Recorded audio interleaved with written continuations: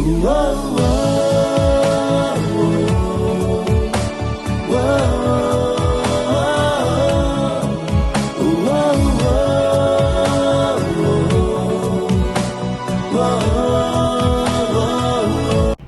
Hello ನಮಸ್ತೆ, ಎಲ್ಲರೂ ಹೇಗಿದ್ದೀರಾ? ಚೆನ್ನಾಗಿದ್ದೀರಾ ಅಂತ ನಾನು ಅಂದ್ಕೊಂಡಿದ್ದೀನಿ. ಯಾಕಂದರೆ ನಾನು ನಮ್ಮೂರು ಚೆನ್ನಾಗಿದ್ದಾರೆ, ನೀವು ನಿಮ್ಮೂರು ಹೇಗಿದ್ದೀರಾ ಅಂತ ಕೇಳ್ತಾ, ಸೊ ಇವಾಗ ಬ್ರೇಕಿಂಗ್ ನ್ಯೂಸ್ ಅಂತಲೇ ಹೇಳ್ಬೋದು.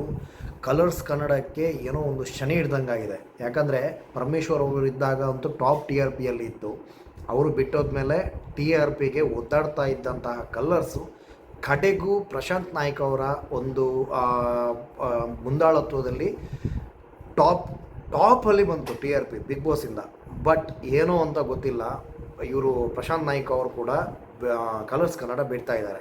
ಮೇನ್ ರೀಸನ್ ಇದಿರ್ಬೋದಾ? ಕಲರ್ಸ್ ಕನ್ನಡ ತನ್ನ ಮನೆ ಮಕ್ಕಳನ್ನು ಬಕೆಟ್ ಹಿಡಿದು ಇವರಿಗೆ ಸ್ವಲ್ಪ ಬೇಜಾರಾಗಿ ಬಿಡ್ತಾ ಇದ್ದಾರಾ ಅಂತ ಗೊತ್ತಿಲ್ಲ. ಸೊ ಬಕೆಟ್ ಒಂದೇ ಕಾರಣನ ಅಥವಾ ಬೇರೆ ಏನಾದರೂ ಕಾರಣ ಇರ್ಬೋದಾ? ಯಾಕಂದರೆ ಬಿಗ್ ಬಾಸ್ ಮುಗಿದ ಕೂಡಲೇ ಝೀ ಕನ್ನಡದಲ್ಲಿ ಬಂದಂಥ ಪ್ರೋಗ್ರಾಮ್ಗಳಿಂದ ಕಲರ್ಸ್ ಕನ್ನಡವನ್ನು ನಮ್ಮ ಜನಗಳು ಮರ್ತಂಗಿದ್ರು. ಅಂದರೆ ಮರ್ತೇ ಹೋದರು ಕಲರ್ಸ್ ಕನ್ನಡ ಅನ್ನೋ ಹೊತ್ತಿಗೆ ಅನುಬಂಧ ಅಂತ ಹೇಳಿ ಬಿಗ್ ಬಾಸ್ ರೀಯೂನಿಯನ್ ಅಂತ ಹೇಳಿ 2 ಪ್ರೋಗ್ರಾಮನ್ನು, ಅದರಲ್ಲೂ ಕೂಡ ಅನುಬಂಧದಲ್ಲೂ ಕೂಡ ಗಿಲ್ಲಿ ಅವರನ್ನು ಒಂದು ಪ್ರೋಮೋ ಬಿಟ್ಟರು, ಇದು ರೀಯೂನಿಯನ್ ಅಂತ ಹೇಳಿಬಿಟ್ಟು ಕೂಡ ಬಿಟ್ಟು. ಇದೇ ಒಂದು ಟೈಮಲ್ಲಿ ನಮ್ಮ ಕಲರ್ಸ್ ಕನ್ನಡದ ಹೆಡ್ ಆಗಿರುವಂತಹ ಪ್ರಶಾಂತ್ ನಾಯ್ಕ್ ಅವರು ಬಿಡೋಕ್ಕೆ ಕಾರಣ ಏನು?